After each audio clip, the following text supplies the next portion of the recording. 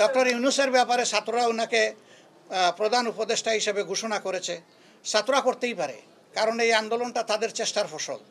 তাদেরকে আমরা সম্মান করি, তাদেরকে আমরা অত্যন্ত গভীর শ্রদ্ধার সাথে আমরা ধারণ করি, এবং যদি সত্যিকার অর্থে জাতি একটা সুস্থ রাস্তায় উঠে তাহলে এটা হবে তাদের ত্যাগের ফসল। এই জন্য তারা হবেন জাতীয় বীর আমাদের কাছে। তাদের এই অধিকার আছে এই ধরনের কিছু বলার, কিন্তু আমাদের সাথে এই ধরনের কোনো কনসেনসাস নিয়ে বলতে হবে এটা তাদের দায়িত্ব নয়। আমরা শুধু রাষ্ট্রপতিকে অনুরোধ করেছি তিনি যেন তাদেরকেও শুনেন। তিনি কথা দিয়েছেন তাদের শুনবেন। এখন তারা কি শোনাবেন এবং রাষ্ট্রপতি কি শুনবেন এটা একটা বিষয়।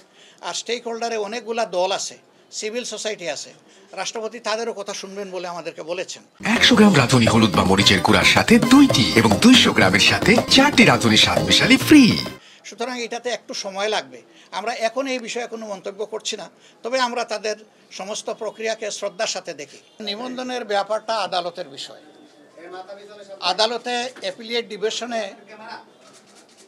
যখন দেশে একটা ডেডলক চলছিল, সেই সময় একটা হেয়ারিং হওয়ার কথা ছিল। আমাদের যিনি বিজ্ঞ আইনজীবী, সিনিয়র আইনজীবী যে মোহাম্মদ আলী সাহেব, ইনি দুনিয়া থেকে চলে গেছেন, আল্লাহ তাকে জান্নাত নসিব করুন। তিনি সময় চেয়েছিলেন, কিন্তু আদালত তাকে সময় দেয়নি, যার কারণে আদালত এটাকে ডিসমিস করে দিয়েছিল, ডিফল্ট। তো এখানে আইনের সুযোগ আছে, এটা এখন আমাদের প্রসঙ্গ নয়। এখন জাতিকে আগে কিভাবে আমরা পিস এবং ট্রাঙ্কুইলিটির দিকে আনবো, সেটা হচ্ছে আমাদের মূল প্রসঙ্গ এখন। আর যেটা বলেছেন যে আমাদেরকে বেআইনি ঘোষণা করেছে, আসলে সরকারই তো ইতিমধ্যে, আমি আর বললাম না আমরা কোনো রূপরেখা তৈরি করেছি কিনা।